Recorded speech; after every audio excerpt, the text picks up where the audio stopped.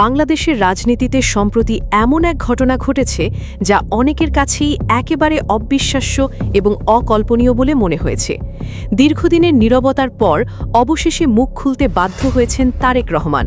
হ্যাঁ, ঠিকই শুনছেন, যে মানুষটি এতদিন ধরে একেবারে গুরুত্বপূর্ণ একটি জাতীয় ইস্যু নিয়েও চুপচাপ ছিলেন, তিনি হঠাৎ করে নিজের অবস্থান প্রকাশ করতে বাধ্য হলেন। আর এই পরিবর্তনের পেছনে কাজ করেছে জামায়াতে ইসলামীর এক কঠিন, হিসাব করা এবং কৌশলী রাজনৈতিক চাপ। দিনের পর দিন তারেক রহমানের এই নীরবতা সাধারণ মানুষের চোখে ধরা পড়ছিল।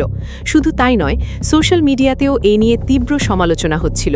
মানুষ প্রশ্ন তুলছিল, এত বড় একটি ইস্যুতে কেন তিনি কোনো বক্তব্য দিচ্ছেন না? কোথায় তার অবস্থান? কেন তিনি এড়িয়ে যাচ্ছেন? এই প্রশ্নগুলো ধীরে ধীরে জনমনে ক্ষোভে রূপ নিতে শুরু করে। এমনকি অনেকেই মনে করছিলেন তিনি হয়তো ইচ্ছাকৃতভাবেই বিষয়টি পাশ কাটিয়ে যাচ্ছেন। বিএনপির মতো একটি বড় রাজনৈতিক দল, যারা ক্ষমতায় এসেছে মাত্র ১.৫ মাসের কিছু বেশি সময় আগে, তাদের কাছ থেকে মানুষ স্বাভাবিকভাবেই স্পষ্ট অবস্থান আশা করেছিল। কিন্তু বাস্তবে দেখা গেল সম্পূর্ণ ভিন্ন চিত্র। বরং জামায়াতে ইসলামীর মতো একটি দল খুব কৌশলে রাজনৈতিক মাঠে নিজেদের উপস্থিতি জোরালো করে তোলে এবং পরিস্থিতিকে নিজেদের অনুকূলে নিতে শুরু করে। এখানেই তৈরি হয় সেই প্রশ্ন, কিভাবে বিএনপি এমন একটি চালের কাছে কার্যত চাপে পড়ে গেল? আর কেনই বা শেষ পর্যন্ত তারেক রহমান নিজের অবস্থান পরিবর্তন করতে বাধ্য হলেন? এই প্রশ্নগুলোর উত্তর খুঁজতেই আমাদের একটু পেছনে যেতে হবে। সাম্প্রতিক সময়ে জুলাই সনদ নামে একটি গুরুত্বপূর্ণ বিষয়কে কেন্দ্র করে সারা দেশে ব্যাপক আলোচনা শুরু হয়। শুধু সাধারণ মানুষের মধ্যেই নয়, এই ইস্যুটি জাতীয় সংসদ পর্যন্ত গড়ায়। এমনকি সংসদের অন্যান্য কার্যক্রম স্থগিত রেখে এই বিষয় নিয়ে ২ দফা বিস্তারিত আলোচনা হয়, একবার সরকারি দলের প্রস্তাবে, আরেকবার বিরোধী দলের উদ্যোগে। তারিখও নির্দিষ্ট, ৩১ এবং ৫। কিন্তু অবাক করার মতো বিষয় হল, এই গুরুত্বপূর্ণ আলোচনার দিনগুলোতে তারেক রহমান ছিলেন সম্পূর্ণ নীরব। তিনি একটি শব্দও উচ্চারণ করেননি। এমনকি যখন পুরো দেশ এই ইস্যু নিয়ে উত্তপ্ত, তখনও তার কাছ থেকে কোনো প্রতিক্রিয়া পাওয়া যায়নি। এই নীরবতা সাধারণ মানুষের কাছে ধীরে ধীরে রহস্যময় এবং বিরক্তিকর হয়ে ওঠে। এর ফলও খুব দ্রুত দেখা যায়। সোশ্যাল মিডিয়ায় শুরু হয় তীব্র সমালোচনা।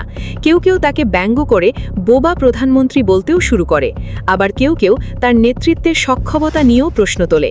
অনেকে সরাসরি তার শিক্ষাগত যোগ্যতা নিয়ে মন্তব্য করে বলেন, এত জটিল বিষয় কি তিনি আদৌ ব্যাখ্যা করতে সক্ষম? আরও কঠিন ভাষায় কেউ কেউ অভিযোগ করে বসেন যে মুখস্থ স্ক্রিপ্ট ছাড়া তিনি নিজে থেকে কিছু বলতে পারেন না।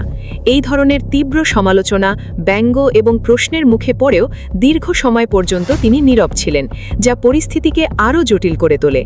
শুধু সাধারণ মানুষ নয়, বিরোধী দলের নেতারাও সংসদের ভেতরে বারবার এই বিষয়টি তুলতে থাকেন।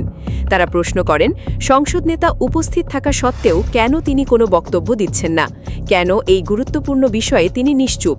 সংসদের ভেতরে এই নিয়ে তুমুল তর্ক-বিতর্কও হয়েছে, কিন্তু তাতেও যেন কোনো পরিবর্তন আসেনি।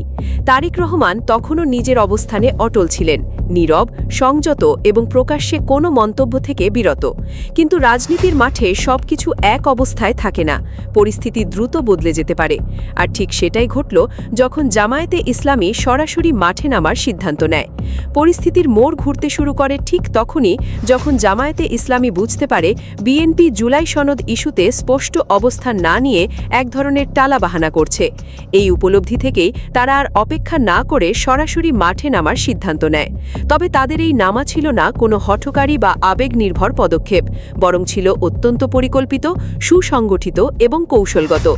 জামায়াত দেশের বিভিন্ন জেলায় জেলায় কর্মসূচি শুরু করে, কিন্তু লক্ষণীয় বিষয় হল, এটি ছিল না প্রচলিত অর্থে ভাঙচুর, অগ্নিসংযোগ বা সহিংসতার কোনো আন্দোলন, বরং তারা বেছে নেয় সম্পূর্ণ ভিন্ন একটি পথ।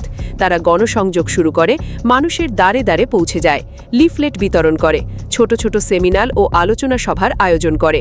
অর্থাৎ তারা সরাসরি জনগণের মন জয় করার দিকে মনোযোগ দেয়। এই পদ্ধতিটি ছিল অত্যন্ত কার্যকর, কারণ তারা শুধু আন্দোলনই করেনি, বরং একটি নির্দিষ্ট বার্তা খুব পরিষ্কারভাবে মানুষের কাছে পৌঁছে দিতে পেরেছে। আর সেই বার্তাটি ছিল বিএনপি এবং তার নেতৃত্বকে ঘিরে।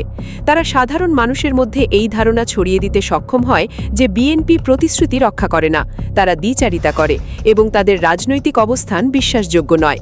ধীরে ধীরে ধীরে এই বার্তাটি জনমনে প্রভাব ফেলতে শুরু করে। মানুষ বিষয়টি নিয়ে ভাবতে শুরু করে, আলোচনা করতে শুরু করে এবং এক পর্যায়ে অনেকেই এই বক্তব্যকে সত্য বলে মেনে নিতে শুরু করে। রাজনীতিতে সবচেয়ে বড় শক্তি হল জনমত, আর সেই জনমত যখন বিপরীতে যেতে শুরু করে তখন সেটি যে কোনো ক্ষমতাসীন দলের জন্য বড় ধরনের সতর্ক সংকেত। জামায়াত ঠিক এই জায়গাতেই আঘাত করেছে। তারা কোনো বিশৃঙ্খলা সৃষ্টি না করেই, কোনো বড় ধরনের সংঘর্ষে না গিয়েই শুধুমাত্র ধারাবাহিক প্রচারণার মাধ্যমে একটি শক্তিশালী জনমত তৈরি করে ফেলেছে। আর এই জনমতই বিএনপির জন্য সবচেয়ে বড় চ্যালেঞ্জ হয়ে দাঁড়ায়। এই স্বল্প সময়ের মধ্যেই যদি সাধারণ জনগণ থেকে শুরু করে রাজনৈতিক প্রতিপক্ষ সবাই তাদেরকে অবিশ্বাস করতে শুরু করে, তাহলে সেই সরকারের জন্য পরিস্থিতি কতটা অস্বস্তিকর হয়ে উঠতে পারে। ঠিক এই বাস্তবতাই সামনে এসে দাঁড়ায় বিএনপির জন্য। তারেক রহমান এবং দলের শীর্ষ নেতারা বিষয়টি খুব দ্রুত অনুধাবন করতে পারেন। তারা বুঝতে পারেন এই অবিশ্বাস যদি আরও গভীর হয় তাহলে তা ভবিষ্যতে তাদের জন্য মারাত্মক ক্ষতির কারণ হতে পারে। কারণ রাজনীতিতে ইমেজ বা ভাবমূর্তি একবার নষ্ট হয়ে গেলে সেটি পুনরুদ্ধার করা অত্যন্ত কঠিন। এই অবস্থায় সবচেয়ে বড় ভয়ের জায়গাটি ছিল বিশ্বাসযোগ্যতা। মানুষ যদি একবার বিশ্বাস করে ফেলে যে একটি দল কথা রাখে না, তাহলে সেই দলের প্রতিটি ভবিষ্যৎ প্রতিশ্রুতিও প্রশ্নবিদ্ধ হয়ে যায়। জামায়াতের প্রচারণা ঠিক এই বিশ্বাসযোগ্যতার জায়গাটিকেই টার্গেট করেছিল এবং সেখানেই তারা সফল হয়েছে। অনেকের মধ্যেই তখন এমন ধারণা তৈরি হতে শুরু করে যে তারেক রহমান গণভোটে একটি অবস্থান নিলেও বাস্তবে হয়তো ভিন্ন কিছু করার পরিকল্পনা করছেন। কেউ কেউ ভাবতে থাকে জুলাই সনদকে হয়তো শেষ পর্যন্ত বাস্তবায়ন করা হবে না, বরং কোনো না কোনোভাবে এটি পাশ কাটিয়ে যাওয়ার চেষ্টা করা হবে। এই সন্দেহ এবং অবিশ্বাসই ধীরে ধীরে বড় সংকটে রূপ নিতে থাকে। এমন পরিস্থিতিতে চুপ করে থাকা আর সম্ভব ছিল না, কারণ নীরবতা তখন আর কৌশল হিসাবে কাজ করছিল না, বরং সেটি দুর্বলতা হিসাবে ধরা পড়ছিল। আর এই চাপই শেষ পর্যন্ত তারেক রহমানকে নিজের অবস্থান স্পষ্ট করতে বাধ্য করে। অবশেষে তিনি মুখ খুললেন এবং শুধু মুখই খুললেন না, বরং সম্পূর্ণ ভিন্ন এক সুরে কথা বললেন। ঢাকা সেনানিবাসে প্রধানমন্ত্রীর এক দরবারে বক্তব্য দিতে গিয়ে তিনি স্পষ্টভাবে ঘোষণা করেন যে জুলাই সনদে যেভাবে স্বাক্ষর করা হয়েছে তার প্রতিটি দফা বাস্তবায়নে সরকার বদ্ধপরিকর। এই বক্তব্যের মাধ্যমে তিনি একটি পরিষ্কার বার্তা দিতে চেয়েছেন, সরকার কোনো ধরনের আংশিক বাস্তবায়নের পথে যাবে না, বরং চুক্তিতে যেভাবে উল্লেখ আছে ঠিক সেভাবেই সেটি কার্যকর করা হবে।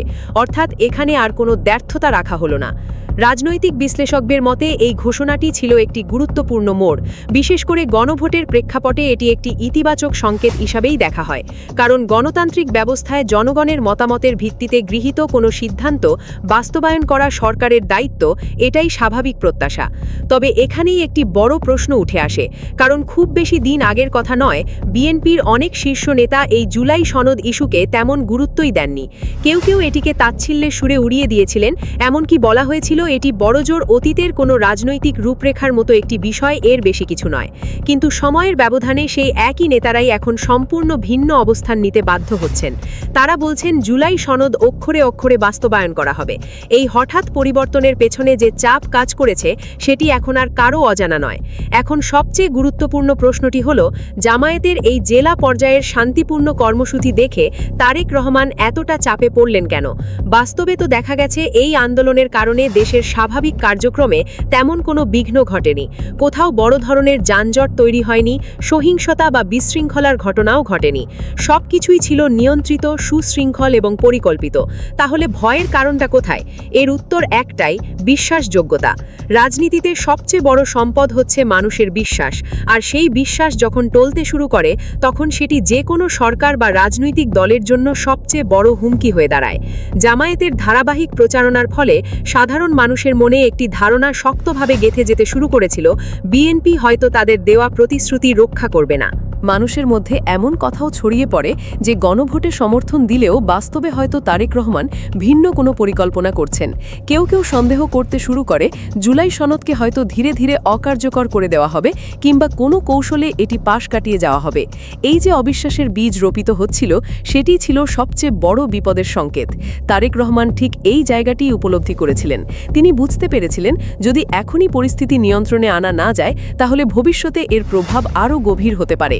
তাই নিজের ভাবমূর্তি রক্ষা করা এবং রাজনৈতিক অবস্থান টিকিয়ে রাখার স্বার্থেই তাকে প্রকাশ্যে এসে প্রতিশ্রুতি দিতে হয়েছে। তবে এখানেই শেষ নয়, এখন নতুন করে আরেকটি প্রশ্ন সামনে চলে আসে। তিনি যে প্রতিশ্রুতি দিলেন সেটি কি সত্যিই বাস্তবায়িত হবে, নাকি এটি শুধুই পরিস্থিতি সামাল দেওয়ার একটি কৌশল? এই প্রশ্নের পেছনেও রয়েছে অতীতের কিছু অভিজ্ঞতা। কারণ এর আগেও বিএনপি এবং তাদের নেতৃত্বের বিরুদ্ধে এমন অভিযোগ উঠেছে যে তারা অনেক সময় প্রতিশ্রুতি দিলেও সেটি বাস্তবায়ন করেনি। উদাহরণ হিসেবে তত্ত্বাবধায়ক সরকারের ইস্যুটি প্রায়ই আলোচনায় আসে। অতীতে যখন এই বিষয়টি নিয়ে ঐক্যমত্য তৈরি হয়েছিল, তখনও পরে সেই অবস্থান থেকে সরে যাওয়ার অভিযোগ রয়েছে। এই ইতিহাস মাথায় রেখেই অনেকেই এখন সতর্ক অবস্থান নিচ্ছেন। তারা বলছেন, শুধু কথায় নয়, বাস্তবায়নের মাধ্যমে প্রমাণ দিতে হবে। কারণ রাজনীতিতে চূড়ান্ত বিচার হয় কাজের মাধ্যমে, কথার মাধ্যমে নয়। এখানে একটি গুরুত্বপূর্ণ বিষয় হচ্ছে সময়সীমা। জুলাই সনদ বাস্তবায়নের জন্য নির্দিষ্ট করে 180 দিনের একটি সময় বেঁধে দেওয়া হয়েছে।